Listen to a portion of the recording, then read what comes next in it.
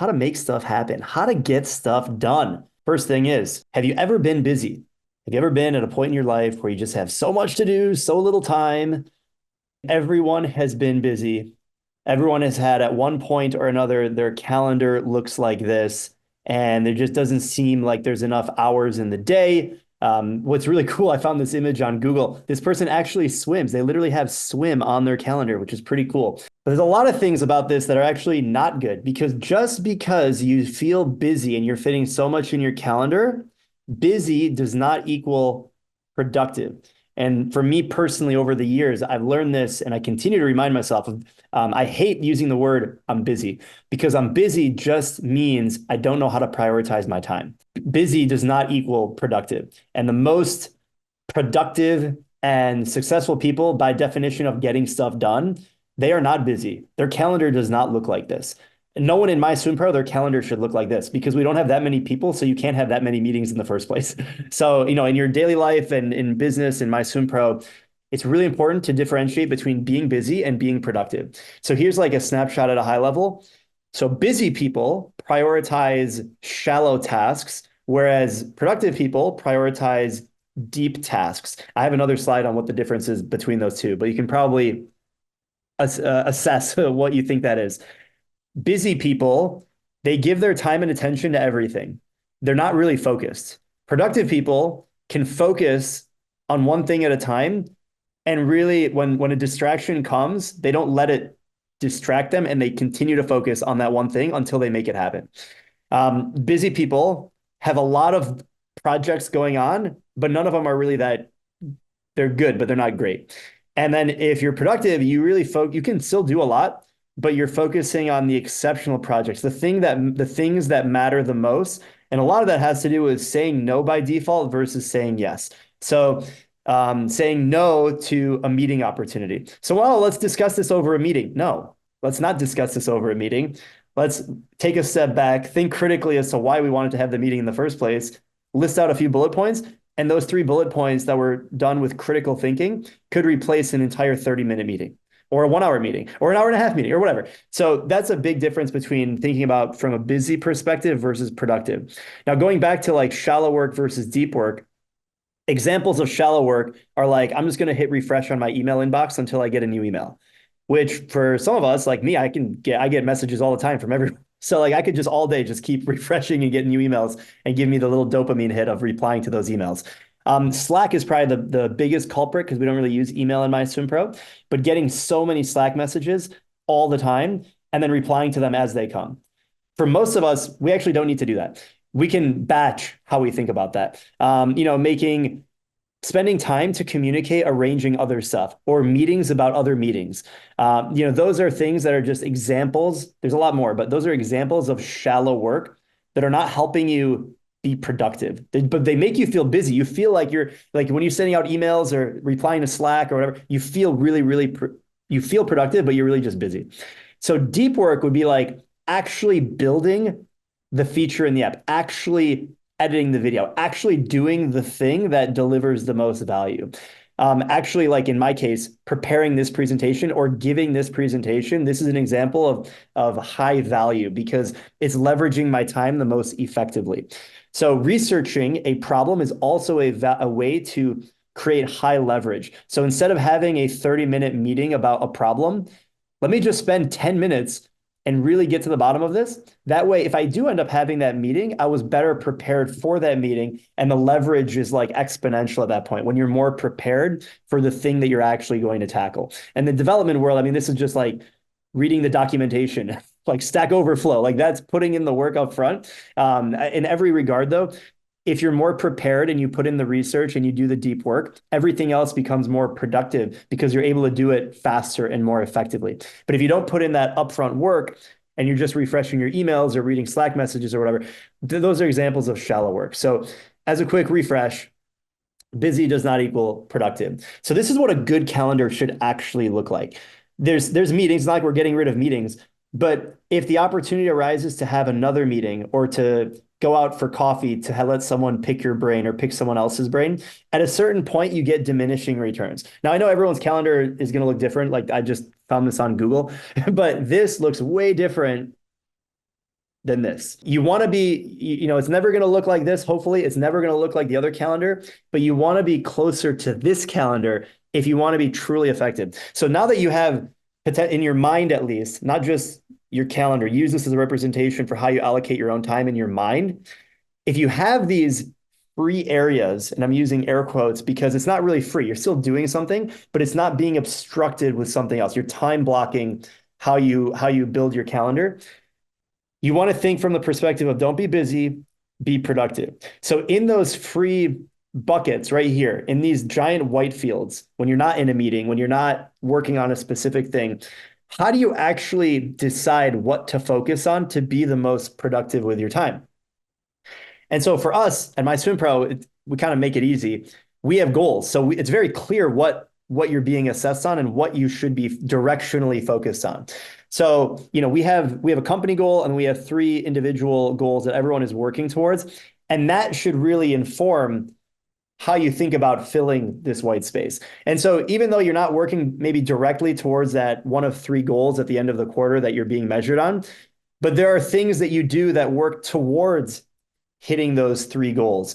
Like, the goal is for the quarter, but then within each month, within each week, and within each day, you have more specific things that you can actually do to get to that goal. And so that's what you fill that white space with, both on the actual calendar as well as in your mind, how you think about tackling problems. When it comes to tackling problems, inevitably, when you're working on these different things, you're going to hit roadblocks. You're going to hit challenges. So okay, this is my goal. This is what I'm doing on a weekly basis. This is what I'm doing today. Oh, crap, like this isn't working. Or like I thought it would work in a different way and now it doesn't work. So what happens when you hit these roadblocks? And let me tell you guys, from as I'm learning and growing, and we should all be, learning and growing together, I found that this is probably the biggest differentiator of people who get stuff done and people who don't get anything done. It doesn't matter if it's like if it's a solo entrepreneur or someone running a massive company or someone who is an individual contributor and they're working in a company of like 500 people. The biggest differentiator, one of the biggest, is what happens at this question. What happens at this junction point? You're working on something, you come across a challenge. What happens next? So let me tell you what not to do. This is what people who are productive, they don't do this. Or people who are accomplish a lot, they don't do this. They don't say yes to something else. So, okay, I found this roadblock. Oh, here's another opportunity. Let me just go do that instead. Oh, here, someone just asked me to go get coffee and discuss some other thing. Let me go do that. Oh, someone just asked me for a meeting. Let me go do that instead of figuring out this problem. Now, I'm not saying you ignore the meeting, but it's really like thinking, I don't know how to solve this, so I'm just going to ignore it. I'm just going to brush it aside and just not even solve it. And maybe you never solve it. And obviously, those people don't get anything done. The other is you immediately ask for help. Now, this is probably one of the most counterintuitive, but this is the difference between critical thinking and not being able to critically think. Because if you train your mind to immediately be like, oh, I had a problem, I don't know what to do, I'm going to ask for help. Instead of taking a step back and actually trying to solve the problem yourself, this part right here specifically is the biggest differentiator of like getting stuff done versus not getting stuff done. Because what happens is the speed of your ability to take action and critically think gets diluted if you do number two right here. If you ask for help immediately before trying to solve the problem, then you're not really setting yourself up and you're not training your mind how to critically think and go about solving the problem, which will not only, you'll probably solve it faster if you just figure it out on your own, but even if you can't and you still end up asking for help, you are better positioned to ask for the right help at the right time from the right person. And you're able to find the answer much more quickly, even if it does mean you still ask for help.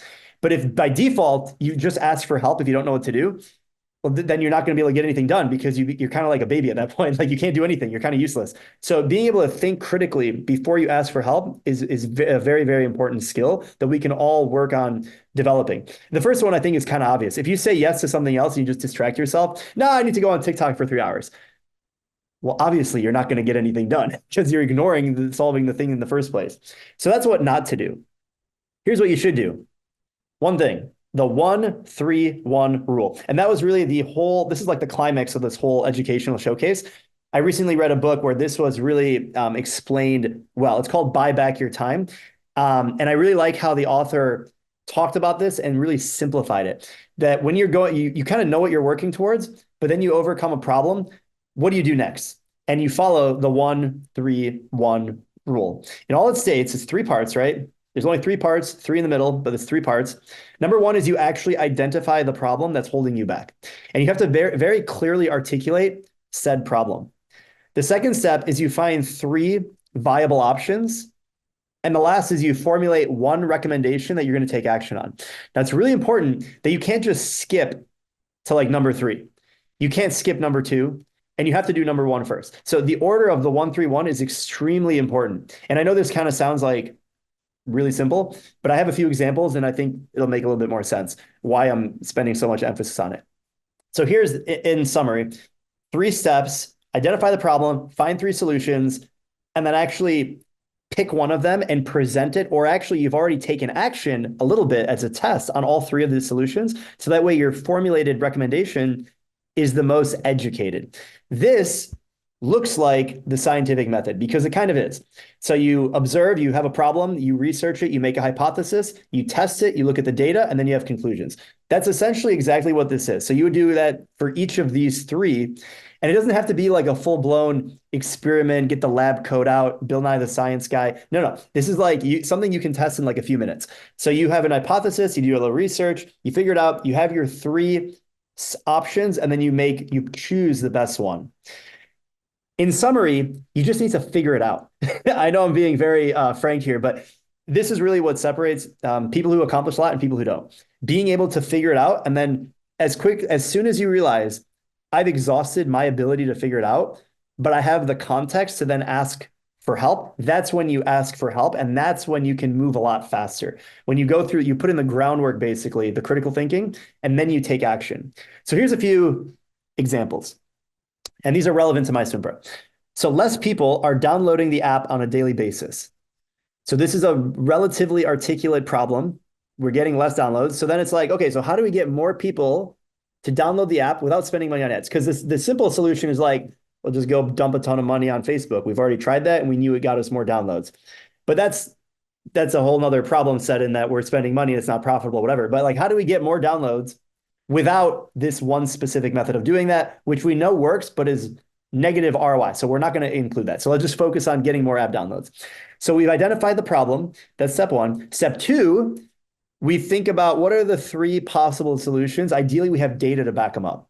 So this is just an example. There's tons of examples.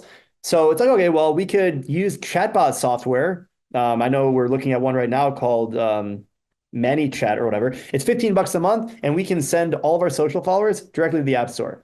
That's one method, and there's all these data points around that. Another is we can just optimize the App Store listing and use keyword research, and we can just hire a consultant to do that because we already tried it. We got a certain amount of progress, but they're experts. That's all they do. Let's hire one for $500.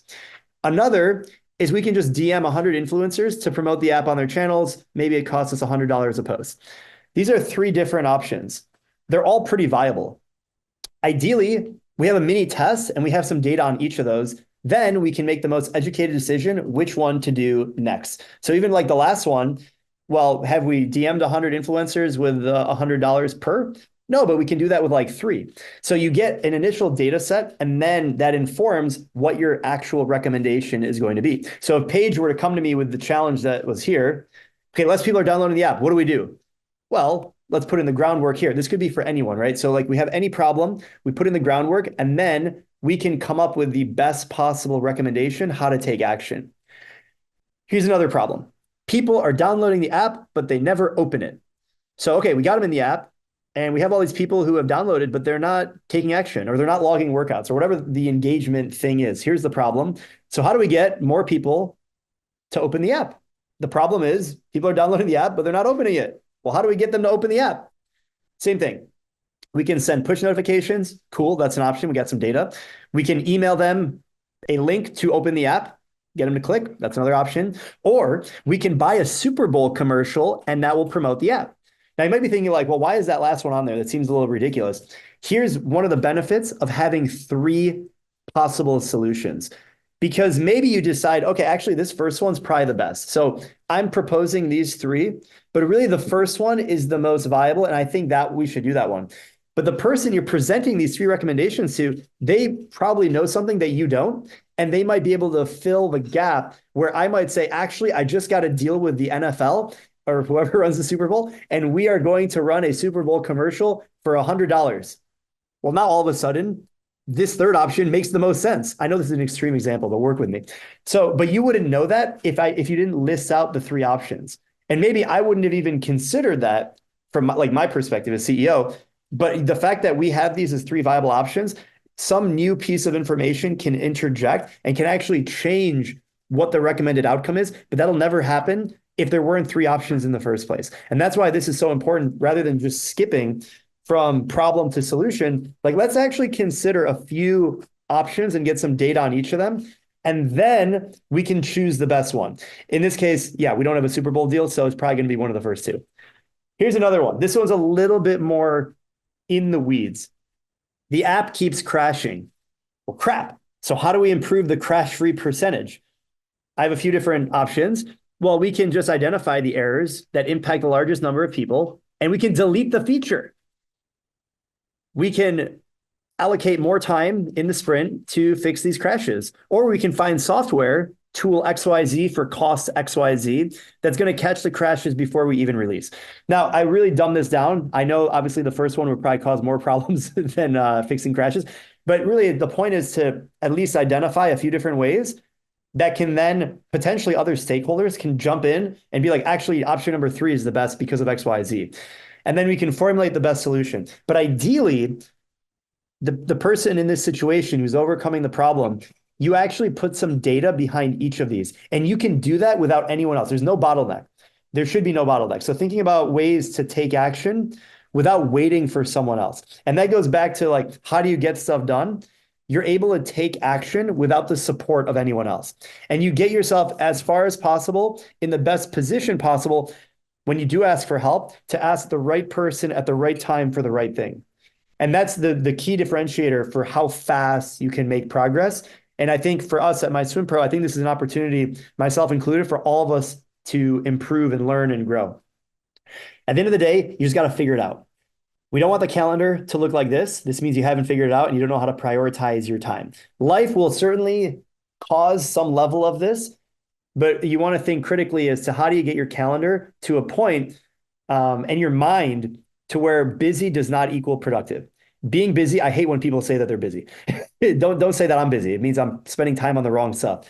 You want to be in a position where you are productive with your time and you are choosing what to spend your time and mental energy on. And if you feel that there is something restricting you, that's when you want to have that conversation with Nick or Paige or myself to make sure that you are really spending your time on the right things that deliver the most value, really the shallow versus the deep work. So remember the 1-3-1 rule, identify the problem, 3 viable options. The Super Bowl could be a viable option.